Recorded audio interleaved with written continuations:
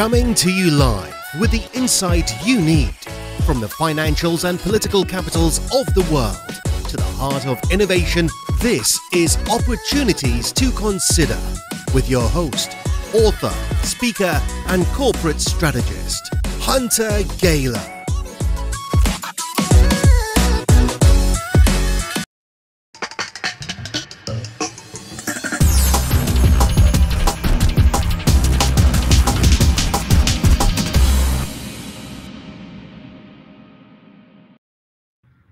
Welcome, everyone. It's your one and only Markets Hunter. Thank you for joining for another exciting segment that we have today on the Markets Hunter program, CEO Talk. I'm going to be joined by the CEO of Adamas One. They are a diamond manufacturing company for synthetic diamonds. We're going to talk to them about this. I'm very excited about this because everybody knows my background in the luxury space coming out of, I'm rocking the Hunter Airways jacket today. So loving the luxury space. Big fan of LVMH, so we're going to ask him a lot of questions on that. So I'd like to, without further ado, bring in Jay. Jay, how are you? I'm great this morning. How are you doing, Hunter?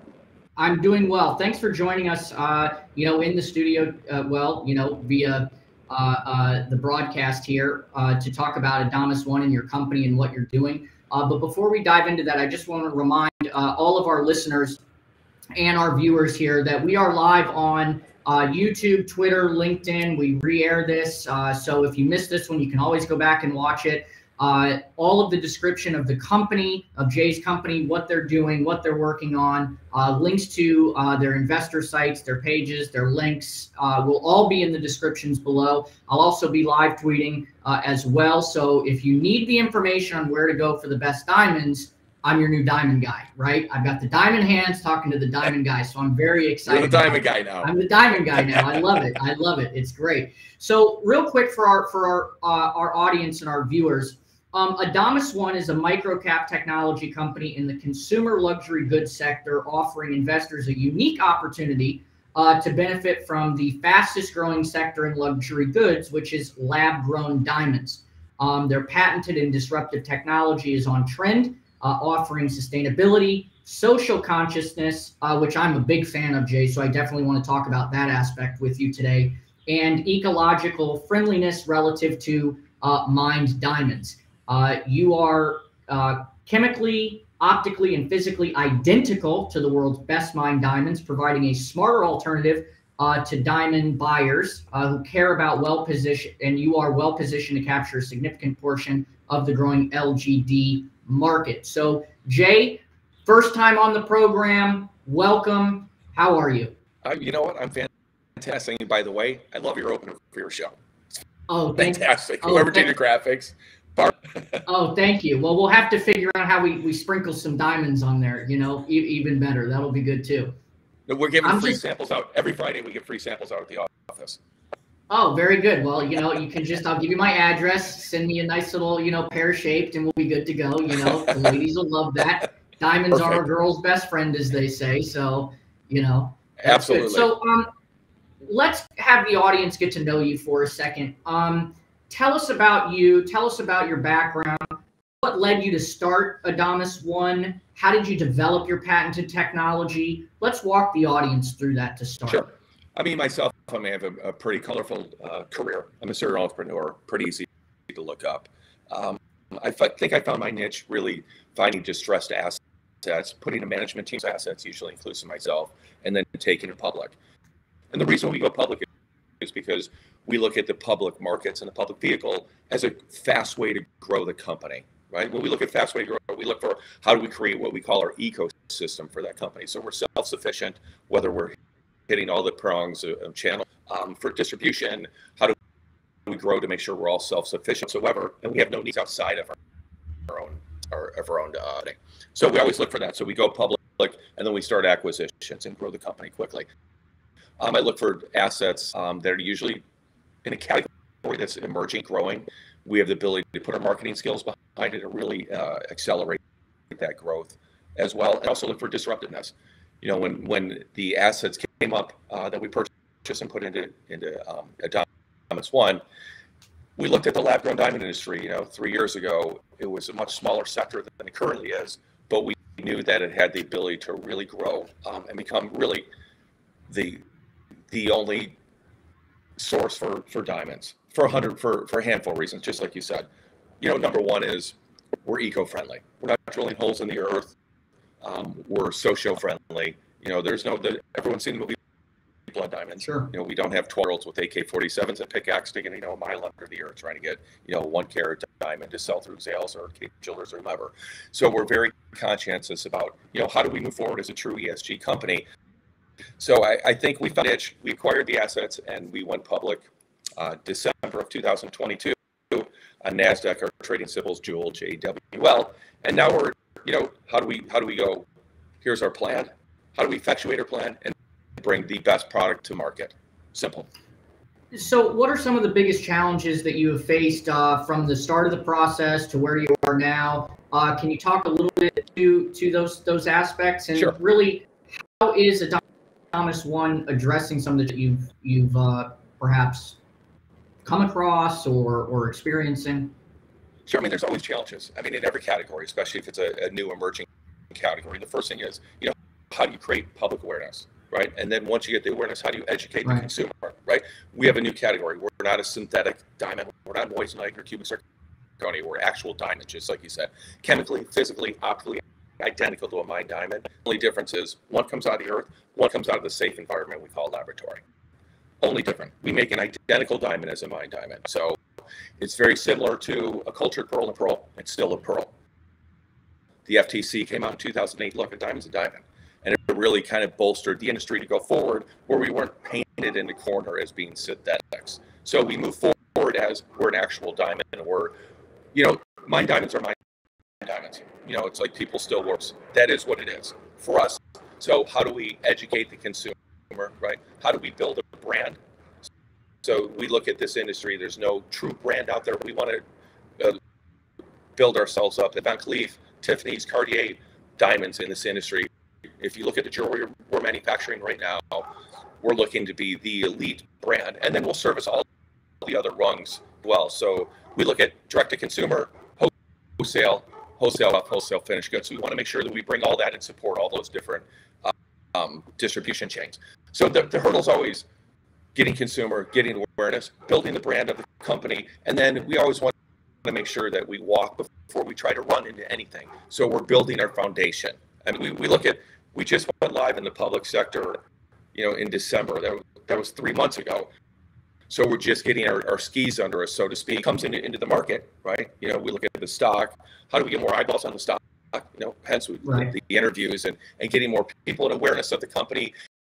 And then how do we drive our sales? Through influencers like yourself, right? Through influencers, Kardashians, whoever it is. So we drive retail buying as well. And then we also want to buy IR component as well. So Sure. You have to understand how to navigate private co and pub co, and you have to do them both.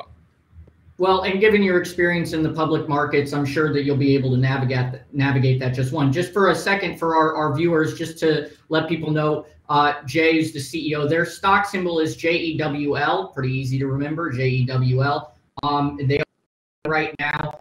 Market's down all over, so we're not going to get into really the technicals, but for the first interview, as we continue on, we'll dive more into that. But continuing on with the story, because this is such an incredible story, at least when I think back, and we look at the luxury brands that like LVMH has, right? 60 plus subsidiary companies, from Christian Dior to Tiffany to, I mean, there's a list of them. I mean, Bulgari, and all of these have high-end jewelry, Sephora, Princess Yachts, Tag Heuer, Marc Jacobs, Stella McCartney. I mean, and all of these at some point are using some sort of diamond product, whether it be on the very, very small side to, the larger jewelry side. You had mentioned a couple of brands there.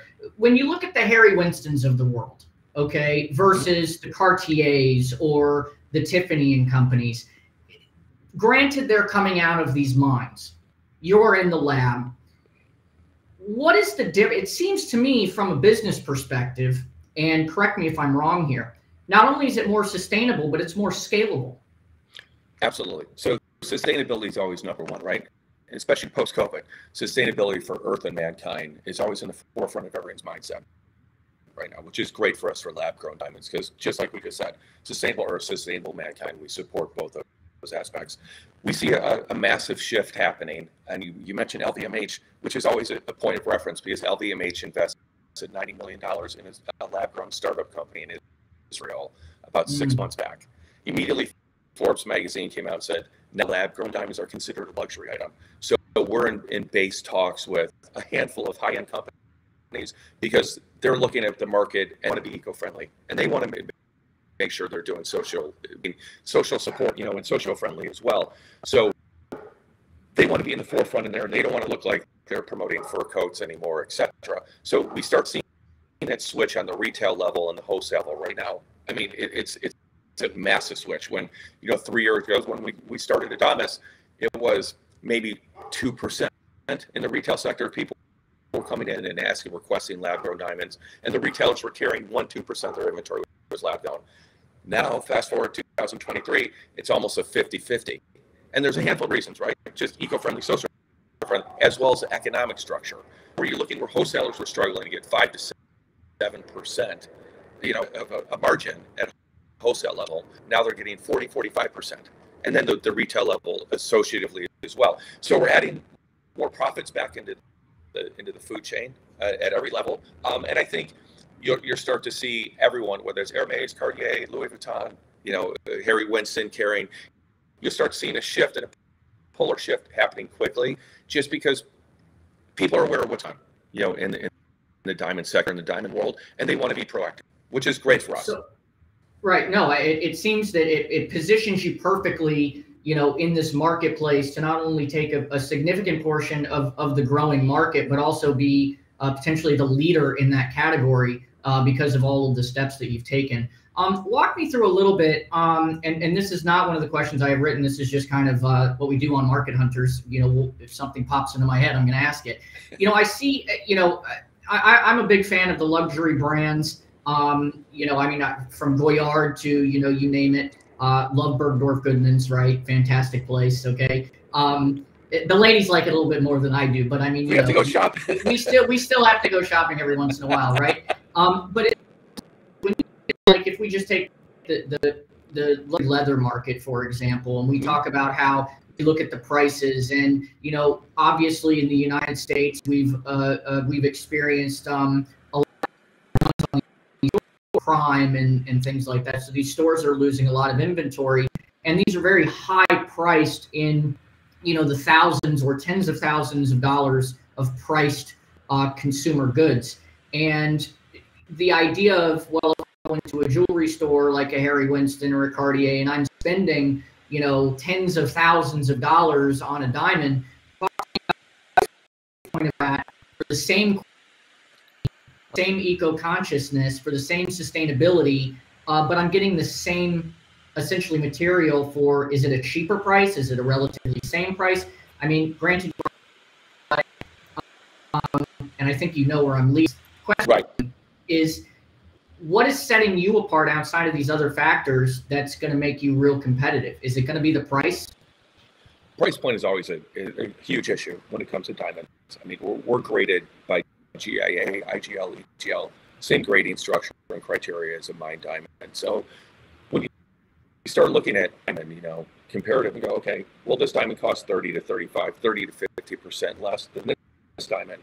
There's a huge whoa, right? There's that wow factor. So currently, lab-grown diamonds are selling 30 to 50% less than a mined diamond, and the reasons are a handful of reasons.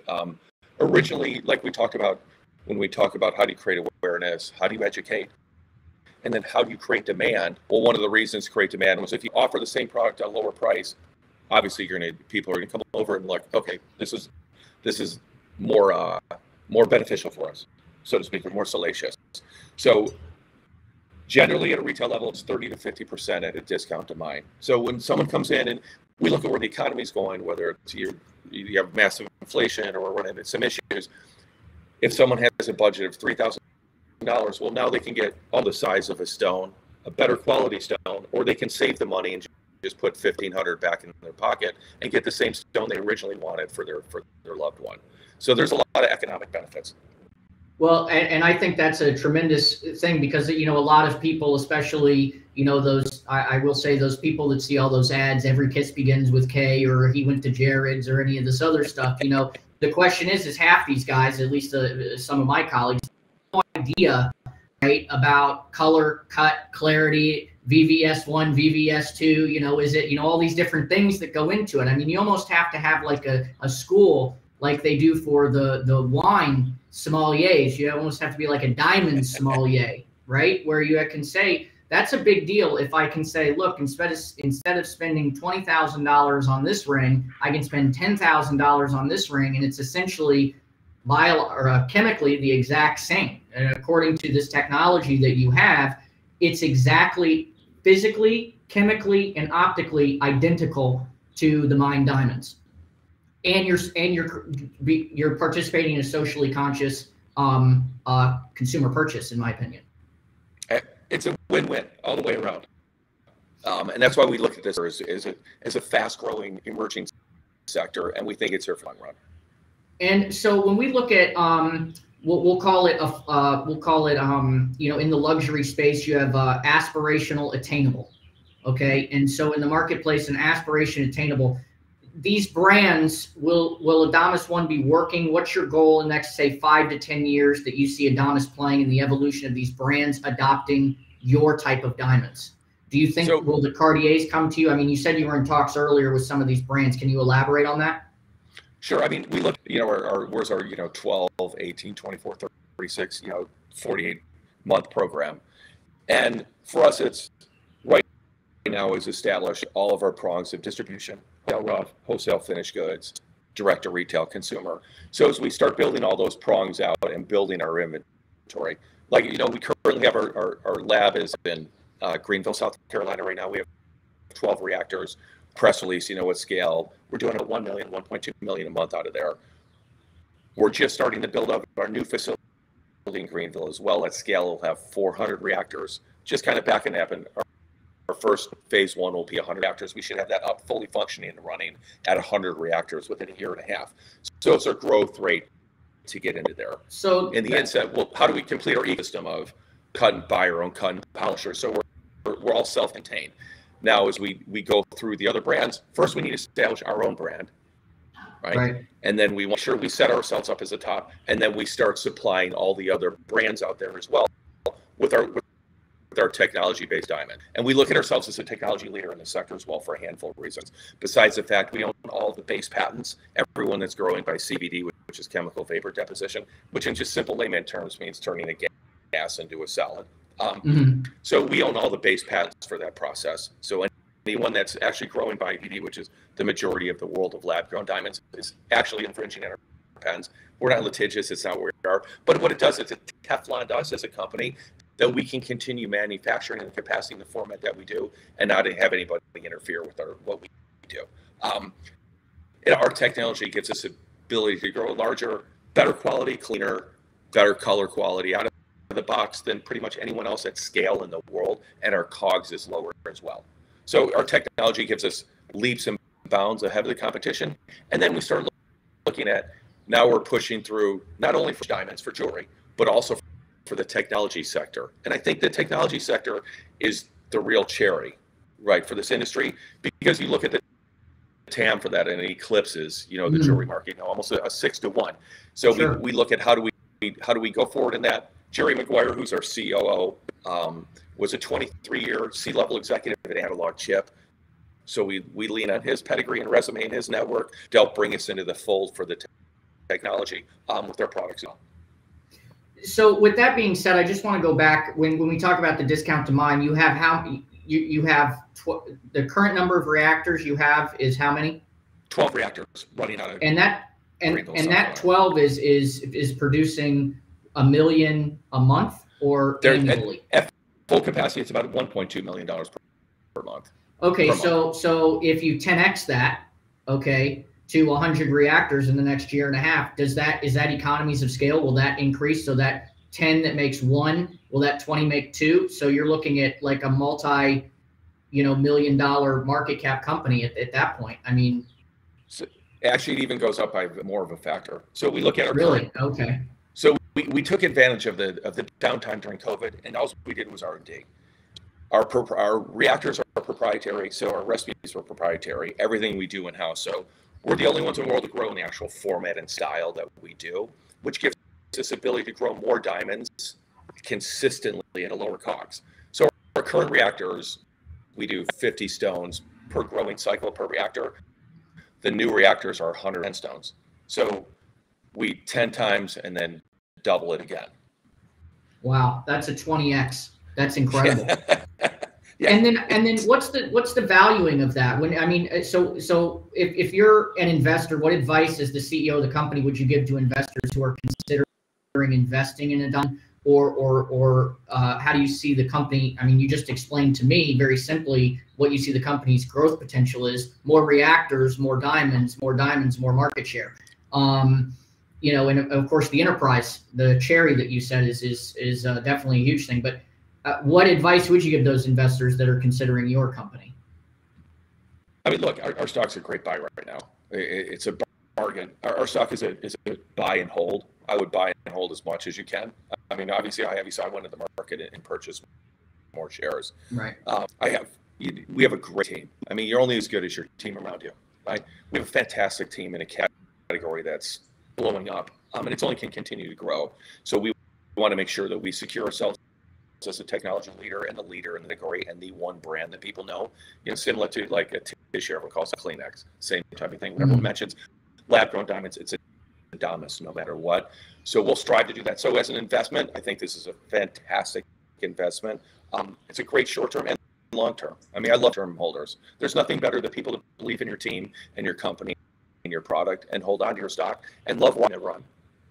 Well, I mean, from a market hunter's perspective, all of our audience, we say when we look at companies and we hunt down the best deals, we look at companies, we look at the management, we look at the leadership, we look at the fundamentals. You know, some day traders listen to us. We are not a day trading audience. We are a 3 to 5 year hold audience. That's what I encourage everyone, because I believe in having companies grow and seeing those grow. So that's just, you know, a disclaimer to the market hunter. But the vision, I mean, you did speak about how, you know, this market is evolving and your technology compared to other lab grown diamonds. And the fact that you do have the underlying patents is another feather in the cap. What is your vision for the future of the diamond industry, and how do you see Adamas on Corp? So the diamond industry as a whole, I mean, there's always going to be a place for mined diamonds. Mined diamonds are mined diamonds, right? Historically, people pass them down through generation to generation. But I see the lab-grown diamond sector just growing exponentially for a handful of reasons, like we talked about. The true ESG aspect of it, sustainable mankind, the cost effectiveness of it, the scalability. For us to scale is very easy to meet the ongoing demand, increasing demand. And then when we start talking the industrial sector, the number one thermal conductor in the world's a diamond. There's no comparison. It's 4.5, almost 5 times the conductivity of silicon. So now we start looking at for chipsets as we look at supercomputers and AI only increasing. We know that the demand and need for our substrate, you know, in the chip sector will be set. So we make sure that we, as a not just as a category, but as a company, Adamas ourselves, we want to make sure that we're in the forefront of all that. So for us, our plan is to secure ourselves as a leader from lab-grown diamond jewelry, right, and wholesale goods, as well as a technology leader for industrial sector also. And that's really where we see the industry going, and Adamas within that industry. So that's really exciting. As someone that, you know, I have a, you know, artists in my family that do some jewelry work, and, you know, that dad was a goldsmith and, you know, as a hobby and everything. So I've always taken a passion to, you know, this type of market, because I've always, you know, been enthralled by it.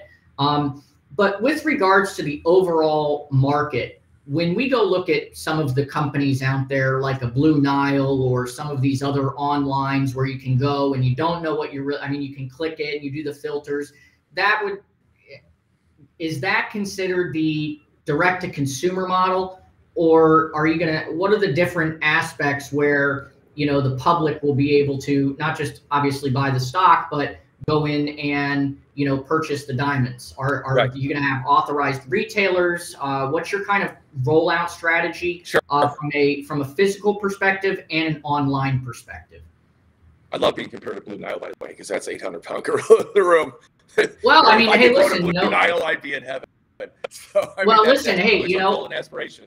This is Market Hunters. We love the David versus Goliath stories, right? And now that I'm going to be out marketing the diamond hands, I want to take Blue Nile down, right? I mean, this is great.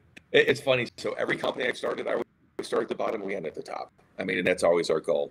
So it's the aspirations of Blue Nile. We want to eat past Blue Nile. When you compare yourself to someone, you limit them. So we want to grow to the largest in the industry. Whoever's the one right now will knock them off, right? So that's our goal and aspiration. So we look at, for distribution, obviously the direct to consumer, our first will be through e-commerce. And then as we start getting more prongs into the retail sector, brick and mortars, you'll see powered by Adamas, powered by Jewl, the brand furry. So you'll see that starting to come out, and we'll push that through our branding and our marketing efforts. Is it forecast to have some brick and mortars? I don't know. We talked about doing some brick and mortar, some bespoke, so you can make jewelry quickly, and then we can use that to fuel our e-commerce sectors as well. So that's, kind of kick around in its infancy stage. We'll see how everything grows and evolves over the next 12 to 18 months. But brick and mortar, great. But then again, you have the issues of the theft, right? The smash. I'm in Manhattan Beach, right down the street. They did a smash and grab, this summer at the jewelry store there. So you worry about the liability aspects of that for your employees, et cetera. So we evolve what the best approach is for a direct-to-consumer. Obviously, the easiest and safest, and for me, from a marketing standpoint, I've had a pretty good career in online e-commerce. So we look at, e-commerce will be the first lowest hanging fruit for us, especially we can push it very strongly with our influencer and our marketing programs. So being that from a markets perspective, and I just want to make sure this statement is right, because when we put it out here, it's out there. Adamas One, you're the only pure play LGD manufacturer in the public market. And that sets you apart from other companies in the diamond industry that's primarily focused on mined diamonds. And additionally, your patented and disruptive LGD technology offers, as we had said earlier, sustainability, social consciousness, and ecological friendliness relative to mined diamonds. So would you say that's an accurate statement? 100% accurate, correct.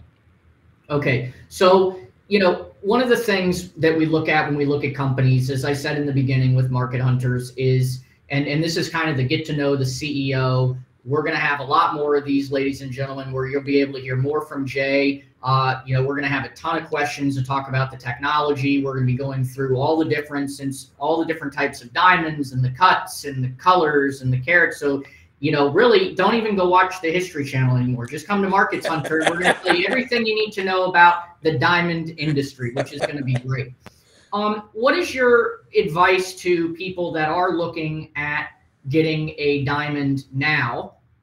Maybe they're going into the summer, they want to surprise their loved ones, or, fathers want to get something for their daughters at graduation in the spring.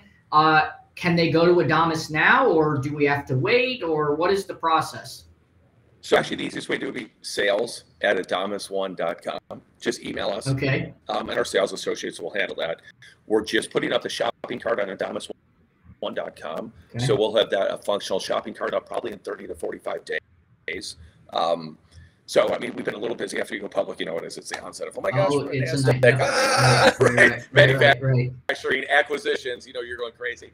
So for us, that's our path. So sales@adamas1.com is the best way to hook us up. And look, our sales associates and team, we have a fantastic team, and they'll assist you whatever size, whatever color you need. If you want it set, not set, we have anything in stock.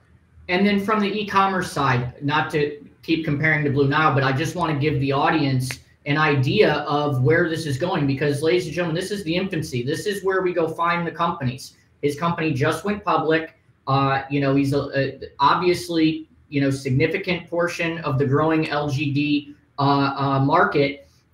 These are the questions, right? We're seeing the company grow over time. We're going to be following this company. And one of the things that we talk about is we see how you can do the filters and you can search by size, and they have the photos and all this other stuff. Sometimes it gets a little tedious, but Are people going to be able to have those types of features, I would assume?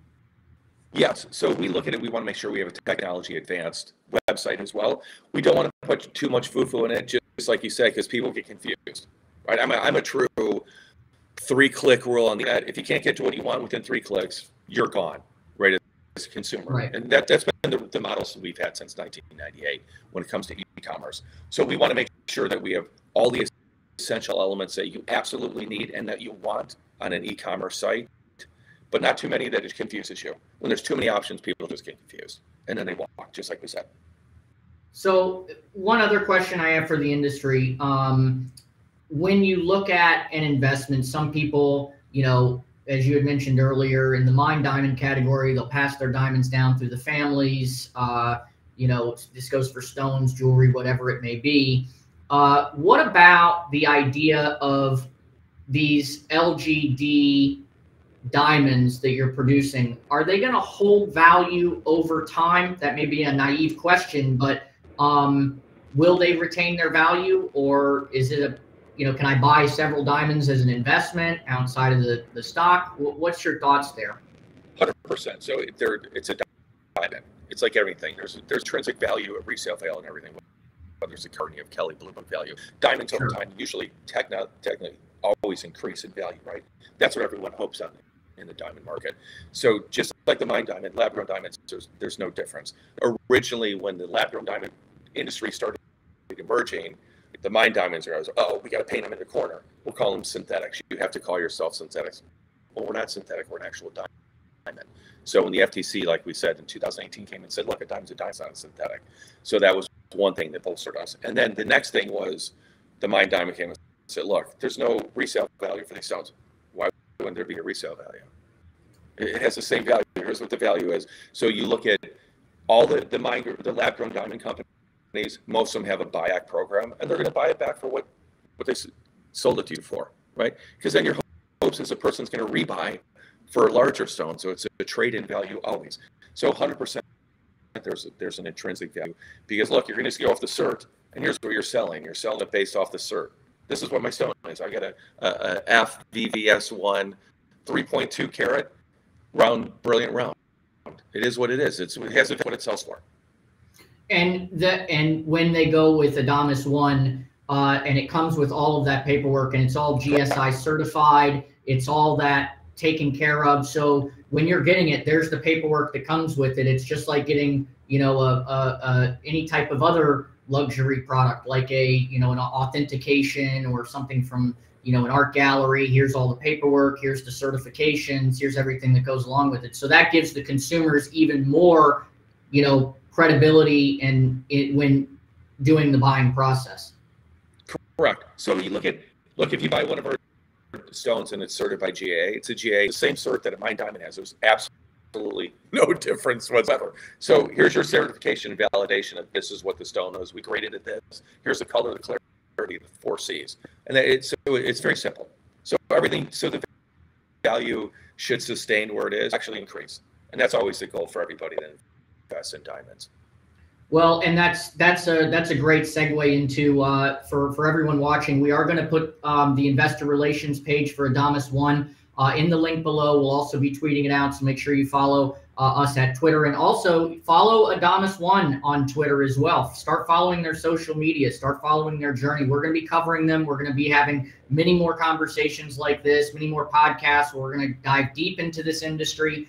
Really understand the facets, the underworking supply chain of this industry. And we're going to be talking to the people actually doing this. You're not going to get this from analysts. You're not going to get this from anyone else. We're going to get it straight from the people driving and steering the ship. So with that being said, Jay, thank you so much for being on the program today. I look forward to really following this very closely. I look forward to being a diamond influencer, right? A diamond with the hands, right? That's in the market, right? Diamond hands. Well, these are actually diamond hands, right? So that's really great. We'll have to get the shirt, Market Hunters with the diamond hands. I love that. I'm getting ideas here. So we're gonna definitely keep the conversation going. Is there anything else that you want to the audience, or any message that you want to get out and leave our listeners and viewers with? the interview was great. I mean, you're phenomenal. By the way, your energy is incredible. I love it.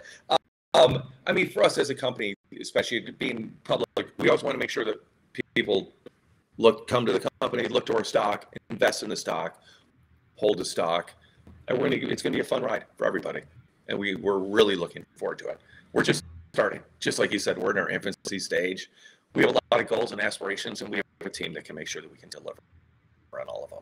Well, and I think that's the most important aspect. You know, the market hunters, when we look at this and we look at through any of the other shows that we run, well, which you'll run and, get many segments going, is we like identifying the quote, diamonds in the rough, right? And so, pun absolutely intended on that one. But I think the key point for this first, and we do this with all the CEOs that we talk with, or companies that we're passionate about, markets we're passionate about, is, the big guys don't want to talk about it, right? As you said, the Blue Niles, they're not out there connecting with the consumers on a level, or with the investors on a level that's going to give them confidence in this. So, granted, there are people that are going to look at the stock and they're going to say, oh, wow, it got beat up over, the 6 month, you're down 1.94% today, or whatever it may be. But that's not the purpose, right? The purpose is to look at where you at, what are the fundamentals. And I mean, based on this information alone, people should be looking at, with 10 reactors, you're doing $1 million, and then it doubles. It not only 10x is that, but then another 10x after that. These are the market fundamentals people should be looking at for a 3 to 5 year investment, on top of the fact of, hey, when it comes Christmas time and you want to, get some loved one, you want to go to propose to somebody and you want to get a diamond, forget the ads out there going to Jared's and doing these, these mined diamonds, which we know. Get an actual real diamond that is GSA certified, right? That is LGD technology, and it's only from Adamas 1, right? So if you're going to go to one place, it's Adamas 1. So I like the message. I like the story. It's definitely a check, bullish in my book. So we'll put that out there. But Jay, thank you so much for joining us. And for all of our listeners, all the descriptions, all the links to his company, the investor relations side for our investor network, look at that. We'll definitely have Jay back. We'll keep this conversation going, over the next, months, hopefully years. And we'll watch this go from the start to, having him, as he said, ladies and gentlemen, you heard him. He starts at the bottom, right? And he ends up, finishing at the top. So that checks off our fundamental checkbox, where we look at management and leadership. So, and experience. So that's very good. And the e-commerce play is going to be very, very critical, especially in the luxury market. And for those of you that, are interested in this, if you follow the Instagram, you follow the Twitter, you see the luxury lifestyle that the markets hunters, perception is, we're going to be adding Adamas 1 into that, because as the market goes down and people don't have as much disposable income, they're not going to be going after the higher luxury brands anymore. They're going to be finding that more affordable luxury, and Adamas 1 may be your entry point into that, but you're getting the same thing. You're getting the same quality for, almost half the price, as he said in the interview. So I think with these fundamental, facts that we're finding out in the company, this is a stock that everyone needs to be following, and everyone needs to be looking at and doing their research and following it. So once again, Jay, thank you so much for joining the program, and we looked at having you back very soon. Thanks, Hunter. I appreciate it. Have an awesome day. Thank you. Take care. All right, ladies and gentlemen, thank you so much. That was another edition of Markets Hunters. As you see, it's raw, it's unfiltered. We don't, play any games. We bring it to you as we see it. We ask the questions that need to be asked. But, when we introduce CEOs, these are the types of conversations that we want. I want to be able to be a sophisticated consumer and to go out and be an educated consumer. I just don't want to have to see an ad on Instagram that says, oh, hey, buy a cheap diamond on Blue Nile. But now we're getting other aspects. And I would have never known, as a market hunter around here, that it's the exact same as a diamond. And so now that we have that type of certification and that type of trust, that's definitely a plus in my book. So we're going to keep following this company. Make sure you like, follow, and subscribe to our Twitter. Our Twitter's growing. We're jumping up and down all the time. Our YouTube is growing. But LinkedIn and Twitter, we're getting a huge investor following there. Follow us also. I'll be on Liquid Lunch with John Tobacco. We also do Coffee and Tobacco on the International Business News Network. We're going to be having the show. And listen, I'm going to be the new diamonds hands, guys. I'm telling you guys right now, I will be the new diamonds guys. So that's where we're at here. So guys, thank you so much. And don't forget, you know, next time, hopefully I'll have some diamonds on my hands. All right. Take care, everyone. Have a great day. And we'll see you next time right here on Markets Hunter.